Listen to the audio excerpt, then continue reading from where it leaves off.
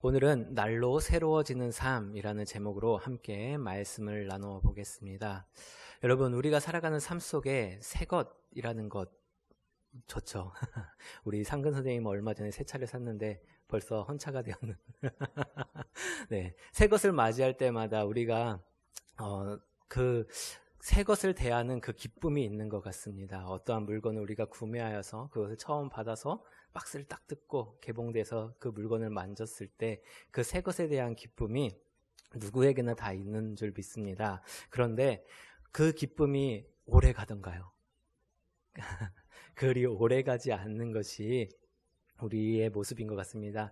가장 많이 그것을 느끼는 경우가 사람들의 휴대폰을 바꾸는 주기를 보면은 알 수 있습니다. 요즘에 청년들의 휴대폰을 바꾸는 그 주기가 예전에는 2년에 한 번씩이었더라면 이제는 막 1년 단위로 막 신상이 나올 때마다 바꾸는 사람들도 있고, 아예 핸드폰을 렌탈을 해서 쓰다가 새 것이 나오면 또 다른 것을 렌탈하는 식으로 사용하는 사람들도 있죠. 이렇게 새 것을 계속 찾으며 또 새 것으로 인한 기쁨을 또 누리고자 하지만 어느샌가 우리 손에 주어져 있는 많은 것들은 곧 헛것이 되어서 천대받기 일수가 되어집니다. 그 가운데 하나, 우리의 몸도 빼어놓을 수 없는 것 같습니다. 우리의 몸도 날이 갈수록 점점 낡아지지, 점점 새로워지지는 않기 때문입니다. 물론 예전에 막 병든 몸이었지만 운동을 하고 치료를 받고 해서 더 건강한 몸이 되어져서 날로 새 힘이 솟을 수도 있겠지만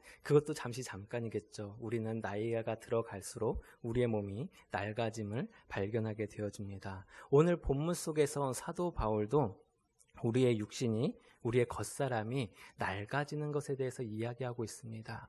사도 바울이 왜 겉사람의 낡아짐을 이야기하고 있을까요? 지금 그가 처해져 있는 환경이 그렇게 좋은 형편의 처지가 아니기 때문입니다. 그는 복음을 전했다는 이유로 억울하게 감옥에 갇혔고 셀 수 없이 많은 매를 맞아서 몸이 나약해져 있으며, 또한 그는 평생 달고 다니던 질병 가운데 계속 아픔을 겪고 있었기 때문입니다. 그리고 많은 사람들로부터 질타와 멸시를 받으며 그의 삶은 결코 녹록지 않은 그러한 삶 가운데 많은 사람들에게 대우받기보다는 오히려 더 공격을 당하는 일들이 많았기 때문입니다. 특히 지금 감옥에 처해 있는 그의 형편은 그의 겉사람이 점점 낡아져 가고 있음을, 점점 연약해져 가고 있음을 매우 많이 느끼는 시기가 되어졌기 때문입니다. 그런데 그는 그렇게 낡아져가는 자신의 육신을 바라보기보다는 하나님의 영원한 것을 보길 소망했습니다. 그리고 그 안에 내재되어져 있는 속사람, 그것이 지금 내 육이 낡아져 가는 것만큼 더 많이 속사람이 강건하여지고 날마다 새로운 경험을 하게 되어짐을 고백하고 있습니다. 너희가 내가 감옥에 있는 것으로 인하여 근심하지만 나는 이 감옥 안에서 날마다 주님을 만남으로 인하여서 내 속에 기쁨이 충만한 것을 날마다 느끼게 되어진다는 것입니다. 많은 사람들이 나로 인하여 예수 믿는 자가 저렇게 고난 가운데 있는 것에 대하여 핍박할지 모르겠지만 내가 이 고난받음으로 인하여서 지금 주의 복음이 온 세상에 전파되어짐이 그것으로 인하여 내 마음 가운데 기쁨이 되어지고 충만하다라는 것입니다. 그러면서 그는 지금 이 고린도 성도들에게 동일하게 낙심하지 말 것에 대하여서 충고하며 오늘 본문 속에 이 말씀을 전하고 있습니다. 아니요, 앞서 계속해서 그는 낙심하지 말아야 될 것에 대해서 강조하며 고린도 교회 성도들에게 말하고 있다는 것입니다. 4장에서는 낙심하지 말 것에 대해서 세 가지로 말을 하고 있습니다. 우리 1절 말씀에 보면 이렇게 이야기합니다. 제가 읽어드리겠습니다. 그러므로 우리가 이 직분을 받아 국률하심을 입은 그대로 낙심하지 아니하고 라고 말합니다. 하나님께서 우리에게 하나님의 말씀을 증거하고 복음의 사도로 주님의 복음을 들고 세상 가운데 나아갈 수 있는 힘과 능을 주셨기에, 그 사명을 우리에게 맡기셨기에 우리는 낙심하지 않을 수 있다는 것입니다. 하나님께서 아무에게나 그냥 다 주의 일을 맡긴 것이 아니라 하나님께서 특별히 그 복음을 들고 나아가 세상 가운데 어떠한 악의 공격에도 승리하여 그 복음을 담대히 전할 수 있도록 우리를 세우셨지 않느냐, 우리를 부르셨지 않느냐, 이 세상의 많은 사람들 가운데서 우리를 택하여 주의 자녀 삼으시고 그 직분을 감당할 수 있는 자로서 이 자리에 두지 않았느냐라고 말합니다. 특별히 지금 이 자리에 직분을 가지고 하나님으로부터 그 직분 가운데 지금 이 믿음의 생활을 할 수 있도록 우리를 세우신 그 주님의 능력이 지금 우리 삶 가운데 있다라는 것입니다. 그렇다면 우리에게 맡겨주신 그 직분에 합당하게 우리는 우리보다 믿음이 약한 자를 돌보고 세우는 일에, 또 내가 주를 믿는 연조가 깊어지면 깊어질수록 더욱 날로 새로워지는 속사람의 능력으로 이 교회 안에서 나보다 더 낮은 자를 높이고 나보다 더 약한 자를 세우고 또한 그 안에서 함께 이루어져 가는 주의 나라를 바라보며 우리는 낙심하지 않을 수 있다라고 말을 하고 있습니다. 두 번째는 8절에서 이야기합니다. 8절 말씀에 이렇게 말씀하고 있습니다. 우리가 사방으로 우겨쌈을 당하여도 싸우지 아니하며 답답한 일을 당하여도 낙심하지 아니하며 라고 말합니다. 그러하면서 말하기를 우리 안에 주의 능력이, 우리 안에 하나님의 능력이 있기 때문이다 라고 말하고 있습니다. 우리가 이 세상 가운데 살아가는 그 가운데에 예수 그리스도께서 이미 승리한 삶 가운데 우리의 삶을 두고 있기에 우리는 사방으로 우겨쌈을 당하여도 그 안에서 쌓이지 아니하고 그 우겨쌈에 쌓이지 아니하고 답답한 일을 당하여도 우리는 낙심하지 않을 수 있다는 것입니다. 이것이 주님이 우리와 함께하고 계시기 때문에 나타나는 능력이 되어진다라는 것입니다. 그러기에 우리는 세상에 어떠한 고난과 어떠한 힘듦과 어떠한 박해가 있을지라도 그 안에서 당당히 맞서 설 수 있는 그러한 믿음을 가지고 낙심하지 말아야 된다라고 말하고 있는 것입니다. 그리고 오늘 본문 속에 등장하는 16절에서 우리가 낙심하지 아니할 것을 말하고 있다라는 것입니다. 16절 말씀 우리 한번 같이 읽어보도록 하겠습니다. 그러므로 우리가 낙심하지 아니하노니 우리의 겉사람은 낡아지나 우리의 속사람은 날로 새로워지도다. 아멘. 우리의 겉사람, 이 겉사람은 사람의 육체 그리고 그와 함께하는 생각과 감정, 의지를 지배하는 영역을 말하고 있습니다. 반대로 이 속사람은 사람의 깊은 곳, 곧 영적인 영역을 말하며 하나님으로부터 변화되어진 속사람, 성령의 다스림을 받는 사람을 의미하고 있다라는 것입니다.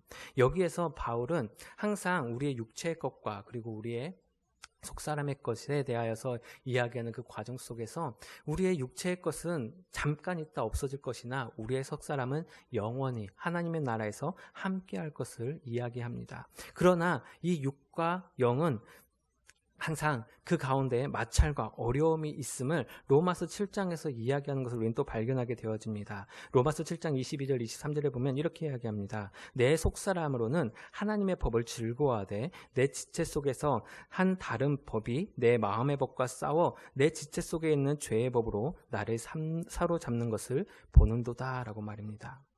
우리의 믿음의 사람들을 지배하는 두 가지 법 중에 하나는 하나님의 법이요, 또 다른 하나는 우리의 육적인 죄의 법이라는 것입니다.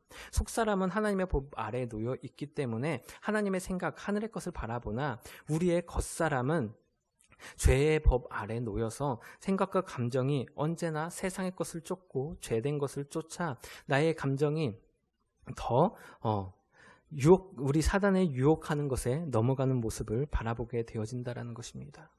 그러기에 우리는 날로 날마다 새로움을 입지 아니하고서는 이 겉사람의 유혹에 넘어질 수밖에 없음을 또한 본문에서는 이야기하고 있습니다. 다시 말하면 우리가 낙심하지 아니해야 될 것은 겉사람은 낡아지나 속사람은 새로워지기 때문인데 우리의 이 속사람이 날로 새로워질 수 있는 것은 이 속사람을 지배하시는 성령님의 마음을 우리가 품을 때에 가능하며 그 성령님을 통하여서 우리의 속사람이 새로움을 입으면 우리는 그 새 힘과 능력으로 이 죄된 것을, 육적인 것을 이기며 나아갈 수 있게 되어진다는 것입니다. 그러므로 내가 새로워짐을 입음은 나의 육적으로 낡아지는 것에 대한 안타까움과 고뇌를 떨쳐버리고 우리의 영적인 것을 바라볼 수 있는 눈을 열어주게 된다라는 것입니다. 여러분, 우리가 하나님과 긴밀한 관계 속에서 있을 때는 나의 삶이 어떠한 처지에 있든지 기쁨을 누리며 감사하는 경우를 많이 발견하게 되어지지만,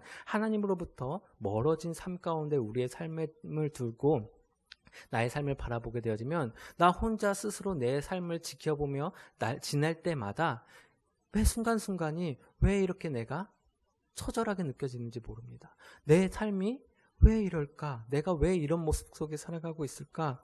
나의 육적인 모습을 바라보며 지금까지 나이가 살아온 삶 가운데 역사하시고 함께하신 주님을 발견하고 감사해야 됨이 마땅한데, 오히려 지금까지 내가 고난으로 살아왔던 삶, 그리고 앞으로도 그와 같은 삶을 살아야 될 것만 같은 그런 안타까운 삶의 모습이 우리로 하여금 점점 나를 안 좋은 생각으로 몰아넣는다라는 것입니다. 낮은 자존감이 나로 하여금 계속적으로 육적인 것을 바라보게 만들고 우리의 육에 집중하게 만든다라는 것입니다. 그렇게 되어질 때 어떠한 일이 발생하게 되어집니까?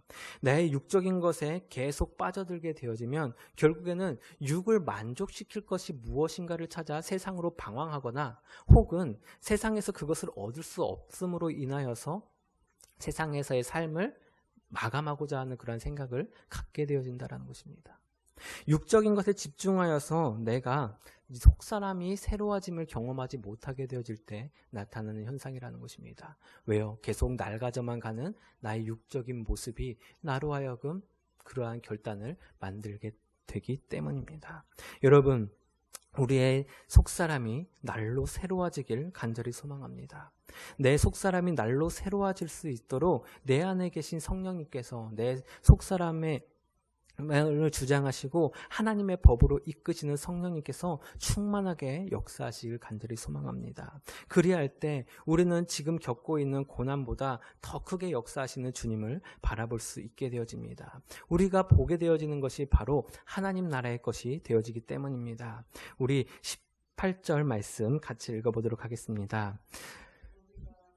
18절 말씀, 제가 읽어드리겠습니다. 우리가 주목하는 것은 보이는 것이 아니요 보이지 않는 것이니, 보이는 것은 잠깐이요 보이지 않는 것은 영원함이라. 아멘.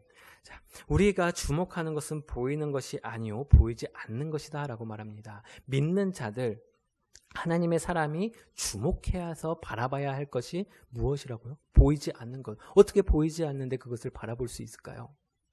보이지 않는데 우리가 주목해서 바라봐야 하는 것이 우리 신앙인의 삶이라면 우리의 믿음, 그것이 무엇일까요? 보이지 않는 것을 눈에 보이듯이 바라고 소망하는 그 삶이 되어질 것입니다. 믿음은 바라는 것들의 실상이요 보이지 않는 것의 증거라고 말하고 있습니다. 우리의 믿음이 우리가 누구도 보지 못하는 것을 우리로 하여금 보고 증거케 하고 그것이 내 삶 가운데 실상으로 드러나게 만들어낸다라는 것입니다. 여러분, 우리의 믿음이 그와 같이 되기를 간절히 소망합니다. 그리하여서 세상 사람들의 잣대로 우리의 삶을 재지 아니하고 하나님의 잣대, 하나님의 시선으로 우리의 삶을 바라보며 보이지 않는 것에 주목할 수 있는 우리의 삶이 되기를 간절히 소망합니다. 세상 사람들은 그것이 어리석다 말할지 모릅니다. 보이지도 않는데 믿는 것, 보이지도 않는데 헌신하는 것, 보이지도 않는데 나의 것을 바치는 것에 대하여서 사람들은 어리석다라고 말할지 모르겠지만, 우리는 그들이 보지 못하는 것을 보았고 그들이 경험하지 못하는 것을 경험하기에 가능한 일임을 세상에 선포할 수 있길 간절히 소망합니다. 그것이 선포되어지는 것, 그것은 우리 삶 가운데 살아계신 하나님의 능력이 우리 삶 가운데 나타나 내 속사람이 날로 새로워질 때 가능합니다. 그렇게 될 수 있는 것에 대하여서 또한 17절에서 그가 겪은 많은 일들을 또한 이야기합니다. 잠시 받는 환난으로 인하여서 어려움 가운데 처하지 말고 영원한 영광에 중한 것을 바라보라고 말입니다. 여러분, 지금 여러분들의 삶을 바라보면서 우리가 겪고 있는 이 인생의 고난과 힘듦에 대해서 어떠한 생각을 하는지 모르겠습니다. 정말 우리의 삶이 날이 갈수록 점점 늙고 병들고 또한 낙심하게 되어지는 그러한 모습으로 소망을 저버리고, 또한 내 자신이 이 세상 가운데서 무용지물처럼 여겨질 경우가 있겠지만, 그러한 상황 가운데 하나님께서는 세상의 것으로 우리를 높이시는 것이 아니라 하나님의 것으로 우리를 세워 나아가시기에 하나님의 사람으로서 이 땅 가운데 높아질 수 있기를, 영원한 영광에 중한 것이 우리에게 주어질 수 있음을 또한 기억할 수 있기 바랍니다. 여러분, 우리가 소망할 수 있는 것, 주님을 바라볼 수 있는 그 자리에 있습니다. 그리고 속사람이 날마다 새로워지는 그 자리에서 지금 겪는 환난이나 어려움은 앞으로 우리에게 주어질 참된 소망에 빗대어 결코 중한 것이 아니라는 사실을 깨닫게 되어진다는 것입니다. 가끔 우리는 이럴 때가 있습니다. 우리가 살아온 삶, 지금 이 순간이 너무 힘들고 어려워서 정말 죽고 싶을 정도로 내 마음이 힘들고 어려운 순간을 겪고 났습니다. 그리고 한참의 시간이 흐른 뒤에 누군가에게 그때 일을 상기하며 이야기하는 우리의 모습을 발견할 때 우리는 그것이 아무것도 아니었던 양 웃으며 말할 때를 바라볼 경우가 있습니다. 혹은 그것이 꼭 내가 무엇인가 잘해서 겪어내어서 아주 뿌듯하게 영웅담처럼 이야기하는 경우도 발견하게 되어지죠. 그 당시에는 정말 힘들고 어려워서 막 어찌할 수 없었던 그런 일들이 시간이 지나고나 다시금 돌아보게 되어지니까 결코 나에게 그렇게 중요한 것이 아니었음을 발견하게 되어진다는 것입니다. 우리에게 이 땅 가운데 살아가는 삶은 잠깐의 것이고 하나님의 것보다 중요한 것은 아무것도 없음을 또한 기억할 수 있길 바랍니다. 그리고 그 안에서 우리에게 소망을 주시고 영원한 것을 바라볼 수 있는 믿음을 우리에게 허락하신 하나님께 감사할 수 있길 바랍니다. 지금 아무리 힘든 순간이 있다 할지라도 이것은 잠깐 지나갈 일이요, 나는 영원한 하나님의 나라에 속한 하나님의 백성으로서 하나님이 주신 기쁨에 충만할 수 있는 우리의 삶이 되기를 간절히 소망합니다. 여러분, 우리가 가진 것, 이 세상의 것, 모든 것은 다 낡아 썩어 없어지게 되어집니다. 우리의 육신도 마찬가지입니다. 그 낡아 썩어 없어질 잠깐의 것에 주목하시지 말고 하나님의 영원한 것에 주목하여서 하나님이 기뻐하시는 삶을 살아낼 수 있는 우리의 삶이 되길 간절히 소망합니다. 함께